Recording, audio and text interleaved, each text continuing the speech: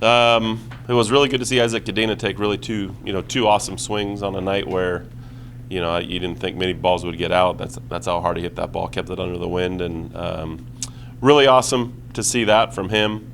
And then, I thought from a pitching staff standpoint, a bunch of guys got out there, but I think Cohen Feser, was the story in terms of the end of the game, going 3 clean innings, and Lucas Shin get into a bases loaded mess, and then punching out the side to be able to get out of it. I thought that was pretty gutty. Still too many. I don't mind the Sam Myers, him getting picked off. You're either going to get picked off, you're trying to steal the base, and so we're taking a gamble on that one. But the other two, we're just not being smart enough in terms of being aggressive with smarts. To be honest with you, we're giving up way too many outs on the base pass. There's a part of it that is being aggressive, and there's a part of it that's being reckless. And I think we're reckless right now in terms of some of our decisions. And we want to play aggressively. You don't want to take the aggressiveness out of them, but we got to be better in terms of not giving up outs on the base pass. Trevor Baumler only pitched one inning tonight. Is everything okay with him? Yeah, no, he was great. The plan all along was to go Trevor for one. With BYU coming in, we're playing Thursday, Friday, Saturday. So, if it was a Friday, Saturday, Sunday, maybe he goes a little bit longer because you have Tommy Lepore starting on Friday. But we're going to leave Tommy on Friday. We're going to leave Cademan on Saturday. We don't want to move those two guys up. Feel like they're in a pretty good rhythm right now in terms of Friday, and then Cademan coming back, and didn't want his second outing to be moved up a day. So. And we'll figure out in terms of what we're going to do on Thursday. But we wanted Trevor to be available. He threw the ball extremely well last week and was awesome again in terms of his 3 batters faced today. We wanted to make sure that he was going to be available for Thursday. Speaking of availability, you got pressing games for back this weekend, and he started today. Just what have you seen from him? Well, he made a couple really good plays. The one ball got stuck in his glove, in the webbing of his glove. He made a great play on that. But it's good to see him.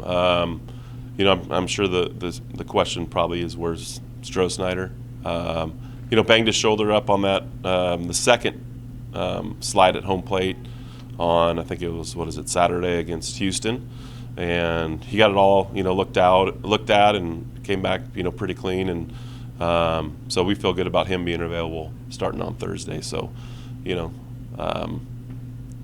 been swinging the bat offensively really well. But we didn't want to take any risks with him. We had to make sure that he's doing fine, and hopefully we get him back in there on Thursday. Colton Griffin. He's pretty close, yeah. Did baseball activities over the weekend when he was back here, and then obviously BP today, and he's getting closer. I'm not sure when he's going to be available, but he's definitely getting a lot closer, which will be nice. UTSA has kind of been really good in the midweeks. Yeah. And with wins against Texas A&M and Texas, how good is it for your ball club to eventually handle business against a team like that? Well, the guy in the 9th inning was their Friday night starter. It's his bullpen day, and so I think that's kind of what they do, is use his bullpen in the game.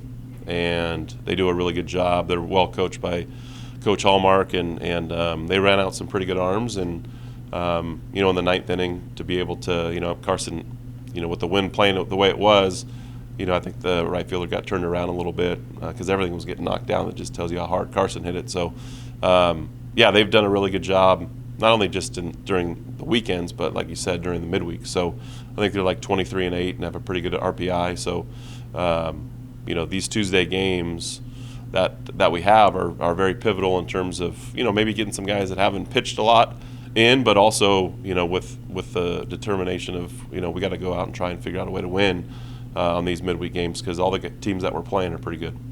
I believe you haven't lost. Oh, thanks, Jay. Appreciate it. Sorry about that. Thanks. But look at that. You got to feel pretty good about that.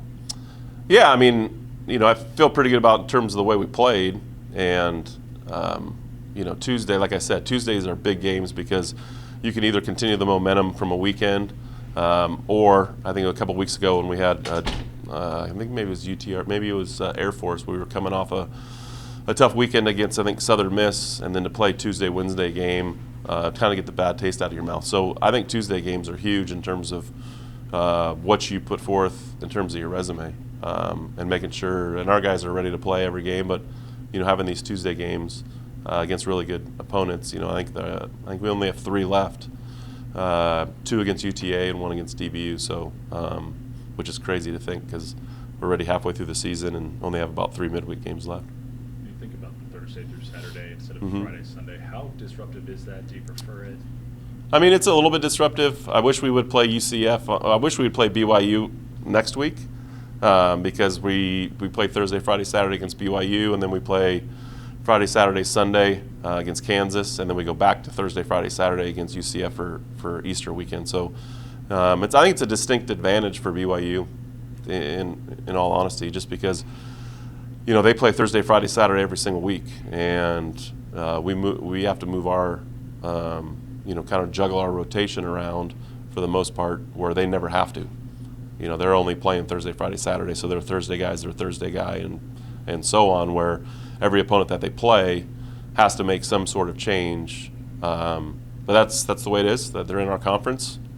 Zero excuse, and looking forward to a good BYU. They've been playing really good. I think they're up in Tulsa right now playing over Roberts. I'm not sure how they did, but they've been playing really good. So Coach Mo had texted me.